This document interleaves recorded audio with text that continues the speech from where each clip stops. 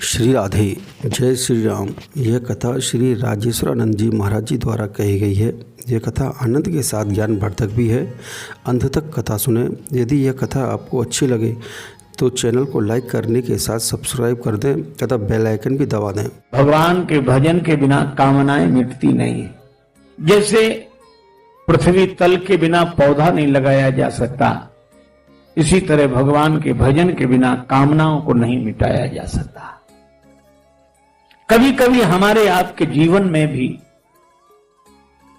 ऐसी कुसंगतियां प्रवेश कर जाती हैं, वे काम, क्रोध, लोभ को जगा देते हैं। आप कहेंगे हमारे जीवन में, हमारे यहां तो, अरे भाई आप तो अपने जीवन की बात कह रहे। श्री अयोध्यापुरी तो भगवान का घर है। श्री हनुमान जी आ रहे थे पहाड़ लेकर, अयोध्या पर से निकले श्री भरत जी ने सोचा ये पहाड़ कहीं अयोध्या पर न गिरा दें, बिना फल का बाण चला दिया। बिनु फल सायक मार्यो, ये बिना फल का बाण क्यों चलाया? भरत जी ने कहा ताकि लोग देख लें कि बाण हमारे हाथ में है और फल भगवान के हाथ में है। अब बिना फल के बाण ने हनुमान जी को वो फल चखाया कि श्री हनुमान जी मूर्छित होकर गिरे। अब मूर्छा में तो आंख बंद हो ही जाती है। श्री भरत जी ने सुना कि राम राम कर रहे हैं। श्री भरत जी ने कहा गलती मुझसे हो गई, आप राम जी की सेवा में लगे हुए थे, मैंने बाण मारकर आपको नीचे गिरा दिया। पर हनुमान जी की मूर्छा दूर हुई तो हनुमान जी ने कहा कि गलती मुझसे हो रही थी। अयोध्या में आकर भी ऊपर ऊपर से निकला जा रहा था। आपने तो बाण चलाकर यह संकेत किया कि हनुमान जी सब जगह ऊपर उठकर रहो, लेकिन उस धरती पर तो नीचे उतर आओ जिस धरती पर भगवान भी ऊपर से नीचे उतर कर आते। यह अयोध्यापुरी है महाराज। श्री हनुमान जी कहते हैं कि मेरी आंख तो अयोध्या में ही खुली। खुली कैसे? अयोध्या में अगर आंख बंद ना हुई होती तो खुलती भी नहीं। मैं सोच रहा था कि श्री लक्ष्मण जी के प्राण संकट में है और ये पर्वत लेकर मैं जा रहा हूं। अगर मैं ना होता तो ये पहाड़ लेकर कौन जाता, संजीवनी बूटी लेकर कौन जाता? ऐसा मैं सोचते हुए आ रहा था, लेकिन आपने मार दिया बाण, आंख हो गई बंद। और जैसे आंख बंद हुई, मूर्छा दूर हुई तो आंख खुली। और जब आंख खुली तो हम लोग यही सोच रहे थे कि जब हनुमान जी गिरे तो पहाड़ कहां गया। कई लोग पूछते, उन्हें ये प्रश्न ही पहाड़ जैसा लगता है। पर श्री तुलसीदास जी कहते हैं गिरो कपि राम कही पवन राख्यो गिरी। हनुमान जी राम कहकर गिरे और पवन देव ने पर्वत संभाल लिया। हनुमान जी ने कहा कि जैसे ही आंख खुली तो मैं समझ गया कि मैं तो सोच रहा था कि मेरे हाथ पर पर्वत है, मैं इसका भार लेकर जा रहा हूं, लेकिन आज पता लग गया मेरे हाथ का तो बहाना था, पहाड़ को तो ऊपर वाले ने ही उठा लिया, संभाल लिया। वही संभाल, अपना तो केवल हाथ लगा। तो अयोध्या जैसी भूमि, धरती का आकर्षण,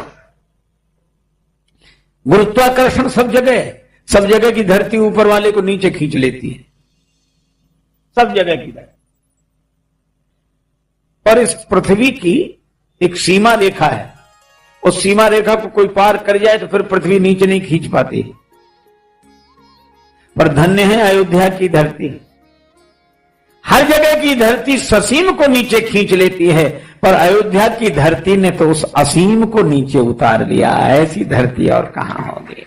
और तुलसीदास जी कहते हैं संत सभा अनुपम अवध, सत्संग की भूमि ही अयोध्या है।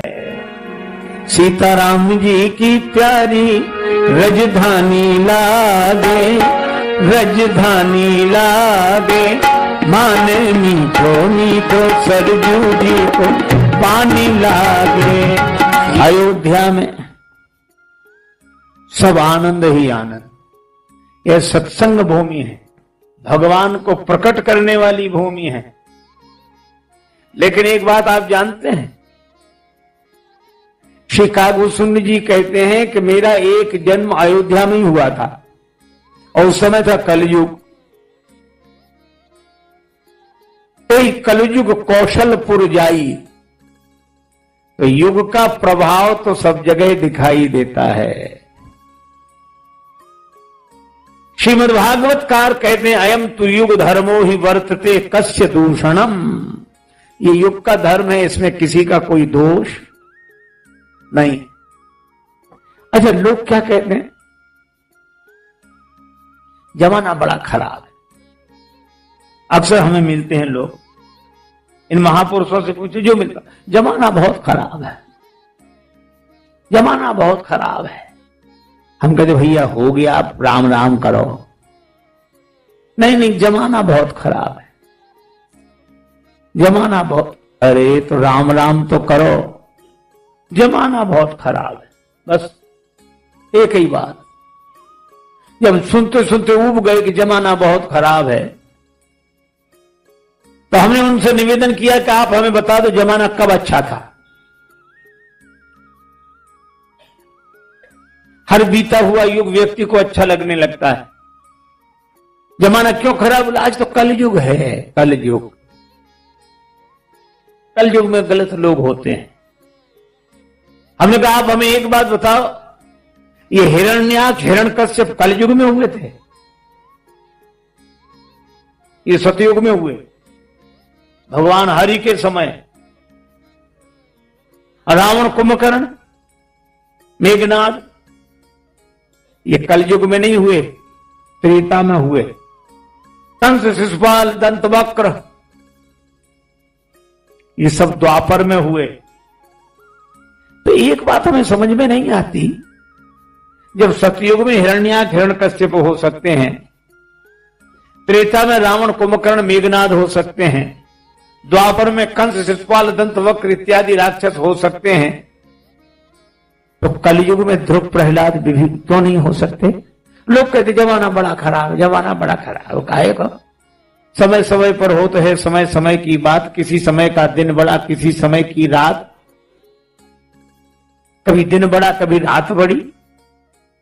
एक महात्मा ने कहा समय समय पर होता है समय समय की बात, राम जन्म का दिन बड़ा, कृष्ण जन्म की रात। ये होता ही रहता है, कभी दिन बड़ा, कभी रात बड़ी। अच्छा, वैसे भी देखो, आप बेईमानी मिटाकर ईमानदारी को व्यवस्थित रखना चाहते हैं, अच्छी बात। लेकिन ईमानदारी उसी दिन समाप्त हो जाएगी जिस दिन बेईमानी समाप्त हो जाएगी। बेईमानी के कारण ही तो ईमानदारी दिख रही है। ब्लैक बोर्ड पर ही खड़िया का लिखा हुआ दिखाई देता है। रावण कुंभकर्ण मेघनाद के कारण ही राम जी का चरित्र दिखाई दे रहा है। कंस शिशुपाल के कारण भगवान श्री कृष्ण का चरित्र दिखाई दे रहा है। रात के अंधकार के कारण ही दिन का प्रकाश दिखाई दे रहा है। कब जमाना अच्छा था? अच्छा, हम इस पर विचार नहीं। जमाना बहुत खराब है, जमाना बहुत खराब है, जमाना बहुत खराब। इसलिए जमाना खराब है, खराब करके काहे को दिमाग खराब करते हो? राम राम करो, इसी में भला है।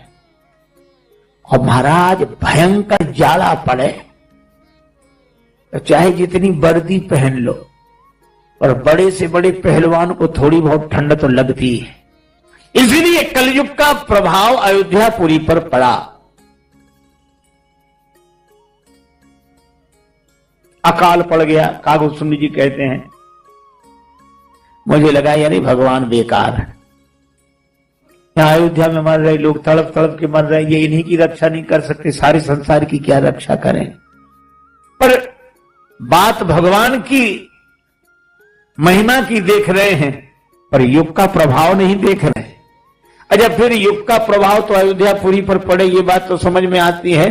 पर अयोध्यापुरी में तो राम जी के समय में ही, जहां सीताराम जी हैं, जहां श्री लक्ष्मण जी हैं, और उस अयोध्या में, उस सत्संग भूमि में, उस संत सभा की भूमि में उपद्रव शुरू हुआ। उपद्रव शुरू हुआ मंथरा से, और मंथरा से उपद्रव तब शुरू हुआ जब तक भरत जी रहे, मंथरा कुछ नहीं कर सकी। भरत जी को ननिहाल भेजा, मंत्रा का षड्यंत्र शुरू। सावधानी हटी, दुर्घटना घटी। जब तक हम सत्संग से जुड़े रहेंगे कुसंग हमारा कुछ नहीं कर सकेगा, पर जब हम सत्संग को जीवन से विदा कर देते हैं तो कुसंग सफल हो जाता है। माता कैकेयी के जिस भवन में भरत जी रहते हैं उसी भवन में मंथरा रहती है और उसी भवन में भगवान रहते हैं। जीवन की कितनी सुंदर व्याख्या है कि जिस जीवन के भवन में कुमति की मंथरा रहती है, सुमति के भरत रहते हैं, उन्हीं माता कैकेयी के भवन में भगवान रहते हैं, उसी हृदय में भगवान रहते हैं। ये जीवन का दर्शन है। कुमति भी, सुमति भी और भगवान भी।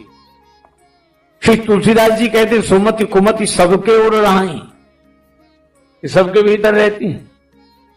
एक बार कुमति ने ब्रह्मा जी से कहा कि पिताजी क्या हम आपके बनाए हुए नहीं हैं? पर सब लोग सुमति चाहते, हमारी तरफ तो कोई देखता ही नहीं है, क्या हम आपको अच्छे नहीं लगते? ब्रह्मा जी ने कहा अच्छी लगती, ऐसे नहीं, प्रमाण पूर्वक बताओ। ब्रह्मा जी बोले तुम चलकर बताओ। कुमति भी चली आई, सुमति भी गई और आई। ब्रह्मा जी बोले फैसला हो गया। क्या फैसला हुआ? का कुमति तुम भी अच्छी लगती हो, सुमति तुम भी अच्छी लगती हो, लेकिन सुमति तुम आते हुए अच्छी लगती हो और कुमति तुम जाते हुए अच्छी लगती हो। महाराज ये दोनों ही हैं। अच्छा केवल अयोध्या में नहीं, लंका में भी। आप सोचो लंका में विभीषण जी और कुंभकर्ण। कुंभकर्ण सोता है तो क्या कुंभकर्ण ही सोता है, विभीषण जी नहीं सोते? इसका अर्थ है कि संसार समुद्र में बसी हुई सुनहली कल्पनाओं की लंका में अगर कुमति का कुंभकर्ण सो रहा है तो सुमति के विभीषण जी भी सो रहे हैं। और रावण ने जगाया कुंभकर्ण को।